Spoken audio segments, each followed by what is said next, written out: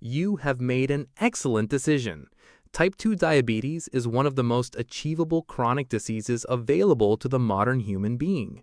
It requires no rare genetic mutation, no environmental disaster. It requires only consistency. And the beautiful thing is that almost everything you are already doing is moving you in exactly the right direction. You don't need to change a thing. In fact, that's kind of the whole point. Let's start with the basics, because before we get into strategy, you need to understand what we are actually trying to break. Inside your body right now, there is a system so precisely engineered that it has been running continuously since before you were born. Every time you eat something, anything, your blood glucose rises. Your pancreas detects this. It releases insulin. Insulin is essentially a key that unlocks the doors of your muscle and fat cells, letting glucose in so we can be burned for energy or stored for later. The system works. It is genuinely one of the most elegant pieces of biological engineering in the human body. Your job in this guide is to break it. The good news is that it doesn't break suddenly. It breaks slowly, quietly, over years, and it gives you almost no symptoms while it's happening, which means you can be well into the process before anyone, including you, has any idea. That is a significant advantage. The technical term for what we're inducing is insulin resistance. Your cells, after years of being flooded with insulin, stop responding to it properly. They hear the knock, they just stop answering the door. Your pancreas panics and produces more insulin. More knocking, less answering. Eventually, the pancreas itself begins to fail from the sheer exhaustion of trying to compensate. That's type 2 diabetes. That's the destination. Here's how to get there efficiently. Step 1. Drink your calories. All of them. Constantly. This is the single highest return move available to you, and I cannot recommend it strongly enough. Here is why it works so well. Solid food, even bad solid food, requires your body to digest it. Digestion takes time. Chewing activates satiety signals. Fiber, if any accidentally sneaks in, slows glucose absorption. The spike in your blood sugar is real, but it's somewhat blunted by the sheer mechanical process of eating. Liquid calories have none of these inconveniences. A 500 milliliter bottle of regular soda delivers roughly 50 grams of sugar directly into your bloodstream, with essentially zero friction. No chewing, no fiber, no delay. Your blood glucose spikes fast and hard. Your pancreas fires a massive insulin response, and you are back to baseline and hungry again within the hour. Do this 3 or 4 times a day. The specific drink doesn't matter much. Soda, fruit juice, and I want to be very clear that fruit juice is doing exactly the same thing as soda, it just has better PR. Energy drinks, sweetened coffee beverages, packaged smoothies with 50 grams of sugar that say natural on the label because the sugar came from a mango. All of it counts. All of it works. There's a 2019 study in the British Medical Journal that tracked over 100,000 adults for 5 years. Every additional 100 milliliters of sugary drink per day was associated with an 18% increased risk of type 2 diabetes. Per 100 milliliters, per day. You're holding a 500 milliliter cup right now, aren't you? Step 2. Sleep less than you think you need to. This one is underrated in most guides. People focus on food, which is fair, but sleep deprivation is a remarkably efficient accelerant, and most people are already doing it without any encouragement at all. Here's the mechanism. Sleep is when your body regulates cortisol. Cortisol is a stress hormone. Cortisol, among its many functions, signals your liver to release glucose into the bloodstream because in a genuine emergency, you need fuel fast. When you sleep poorly, cortisol stays elevated. Your liver keeps releasing glucose. Your blood sugar is elevated before you've eaten a single thing. Your insulin response fires to compensate, and you wake up the next morning already in a mild metabolic hole before breakfast. Then you have breakfast, on top of the hole. There's a study from the University of Chicago that restricted healthy adults to 4 hours of sleep for 6 nights. After 6 days, their glucose metabolism looked indistinguishable from pre-diabetic patients. Healthy people, 6 days.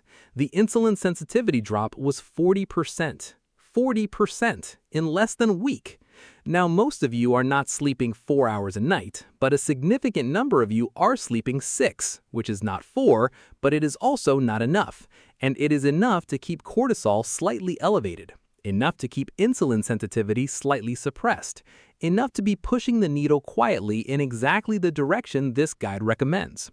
The phone is right there. Keep scrolling. You'll sleep when you're tired. Step 3. Make sure exercise stays theoretical.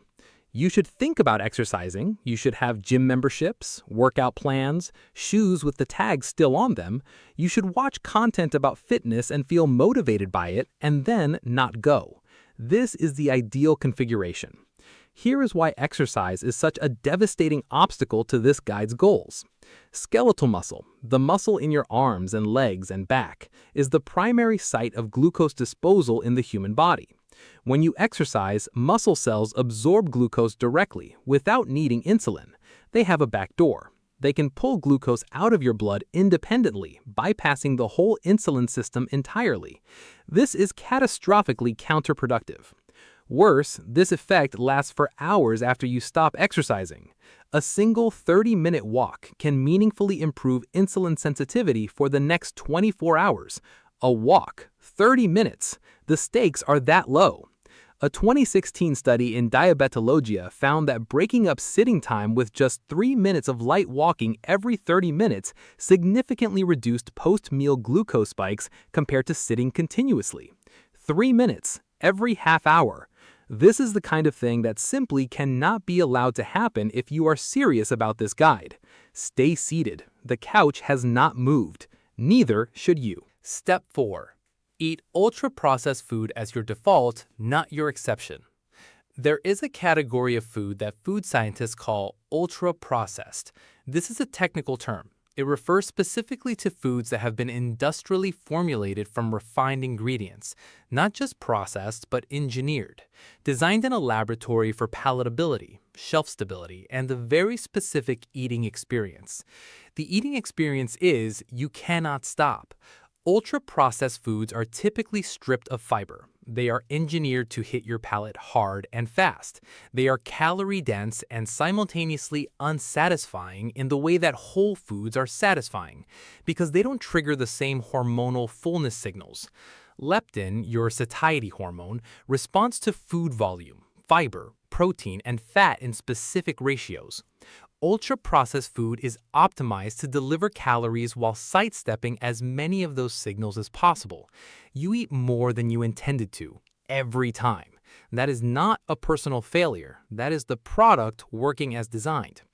A 2019 study from the NIH, randomized controlled, participants living in a clinical facility so researchers could measure everything, found that people on ultra-processed diets ate an average of 500 more calories per day than people on whole food diets, even when the meals were matched for presented portion size. 500 calories per day without noticing.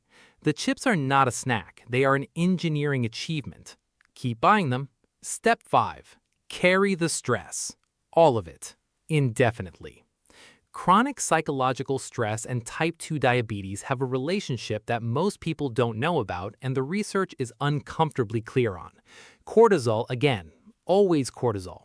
Chronic stress keeps cortisol elevated chronically. Elevated cortisol chronically elevates blood glucose. Chronically elevated blood glucose chronically demands more insulin. Chronically elevated insulin leads, you know where this goes. But there is a second mechanism that is less well known. Stress changes eating behavior. Specifically, stress reliably shifts food preference toward high-fat, high-sugar options. This is not weakness, this is neurobiology. Cortisol increases activity in the brain's reward circuitry, making calorie-dense food more appealing at exactly the moment your body is already hormonally primed to mismanage those calories. Stress makes you want the exact food that accelerates the condition that stress is already helping to build. It's a beautiful, terrible loop. A 2014 meta-analysis in psychoendocrinology found that chronic stress was independently associated with a significantly elevated risk of type 2 diabetes even after controlling for diet, exercise, and sleep. Just the stress, by itself, moving the needle. So, do not address it. Do not sleep on it because you are already not sleeping. Do not exercise it out because you are already not exercising. Do not talk about it. Just carry it. Now, here is where I stop, because you noticed, right? At some point in this guide, the joke stopped being funny. Maybe it was the insulin sensitivity number. Maybe it was the 500 calories per day you're eating without noticing. Maybe it was the sleep study, because you did the math on your own hours last week and it was not a comfortable number. The reverse psychology thing works, but only if we're honest about why. The habits in this guide are not extreme. They are not the habits of someone who is trying to destroy their health. They are the habits of someone who is tired, overscheduled, eating convenient food, not sleeping enough, not moving enough, and carrying more stress than any generation in human history was designed to carry. They are the default settings of modern life, and the default settings of modern life are currently producing a global type 2 diabetes epidemic that the WHO describes as one of the fastest growing chronic disease crises on Earth. In 2021, approximately 537 million adults had diabetes globally. The projection for 2045 is 783 million. Not because humans suddenly became lazy or weak, because the environment changed faster than our biology could follow. The food got engineered, the jobs got sedentary, the nights got shorter, the stress got chronic, the sugar got cheaper, the portions got larger. Nobody chose this in a single dramatic moment. It accumulated, step by step, quietly, over years, the way insulin resistance itself accumulates, without symptoms, without warnings, without a single moment where you can point and say, that is where it started. Here's what the research actually shows works. Not perfectly, not instantly, but measurably, consistently across populations. Losing 5 to 7% of body weight in people with prediabetes reduces progression to type 2 diabetes by 58%. The Diabetes Prevention Program, a landmark clinical trial, found this in over 3,000 people. Not 50% weight loss, not a dramatic transformation, 5 to 7%. 150 minutes of moderate physical activity per week. That's 21 minutes a day. A walk. That's it. That's the number that moved the needle in the trial. Reducing ultra-processed food not by eliminating it, by reducing it. Swapping one drink a day. Adding fiber to one meal. The aggregated small changes that sound boring and work anyway. Sleep. Taken seriously as a health behavior, not a luxury. None of it is a hack. None of it is fast. None of it fits neatly into a content format designed around speed and optimization. But here's the thing about type 2 diabetes. It didn't build fast either. It built the exact same way that prevention works. One quiet, consistent, unremarkable choice at a time. The speed run in the title is a lie. There is no speed run. There is just, slowly, invisibly over years, the life you are living and the direction it's going.